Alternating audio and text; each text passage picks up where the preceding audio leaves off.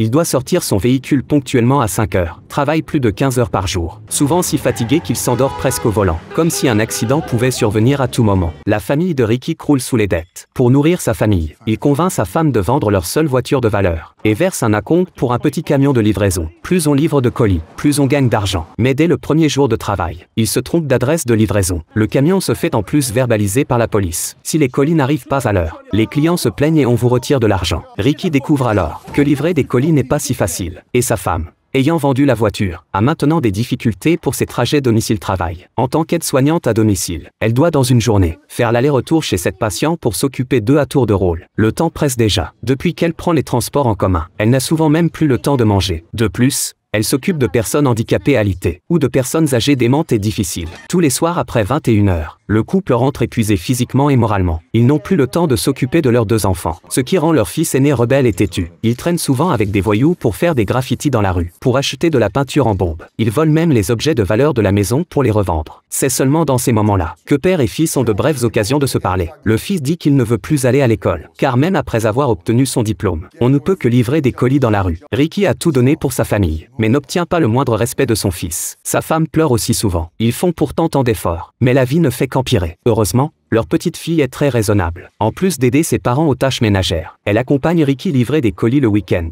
Et grâce à son côté malin et adorable, elle reçoit souvent des pourboires en plus du salaire. Chaque dimanche, c'est le jour du dîner en famille. À ce moment-là, un patient de sa femme fait un malaise. Elle doit y aller immédiatement. Le fils propose de prendre le camion du père pour y aller ensemble. En route, ils chantent ensemble, sans plainte ni dispute, juste quand ils pensent que la vie reprend espoir. Le lendemain, l'école téléphone pour signaler que leur fils s'est battu et que les 2 parents doivent impérativement venir. Mais Ricky n'a pas le temps. Chaque colis en retard entraîne plainte et amende. Il ne peut qu'envoyer sa femme d'abord. Et quand il arrive enfin, l'école a déjà fermé après les cours. De retour à la maison, sa femme lui reproche de ne pas prendre les enfants au sérieux. L'école a donc prononcé une exclusion temporaire. Pendant que Ricky livre ses colis, il reçoit un appel de la police, disant que son fils a été arrêté pour vol et qu'un tuteur doit venir au commissariat. Ricky ne peut que demander encore un congé à son chef, mais le chef exige qu'il termine ses livraisons avant de partir. Sinon, il le licencie. Ricky décide quand même d'aller au commissariat, car il craint davantage que son fils ait un casier judiciaire. De retour à la maison, son fils joue sur son téléphone. Ricky, voyant qu'il n'a aucun remords, finit par se mettre en colère.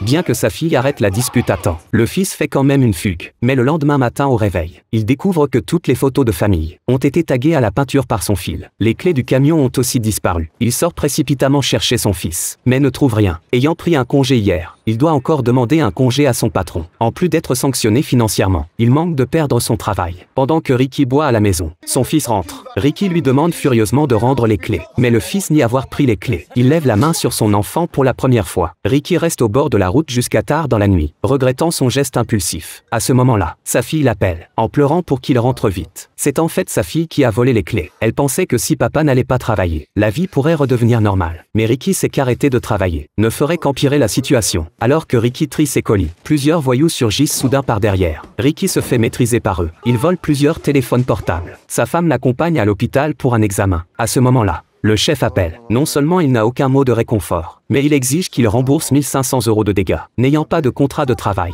même les frais médicaux ne peuvent être remboursés. La pression de la vie fait craquer sa femme, qui éclate en sanglots à l'hôpital. La seule consolation, c'est que le fils fugeur est rentré. Apprenant ce qui est arrivé à son père, il devient aussi plus raisonnable. Le lendemain matin, Ricky sort de nouveau malgré sa douleur. Il monte péniblement dans son camion. Juste au moment de démarrer, son fils court soudain vers lui. Mère et fils tentent de convaincre Ricky de rester se reposer, mais Ricky part quand même résolument. Il s'efforce de distinguer la route devant lui avec un seul œil. Bien que la vie soit dure, il n'a pas d'autre choix. Même couvert de blessures, il doit continuer à avancer malgré la douleur, pour porter le fardeau de sa famille.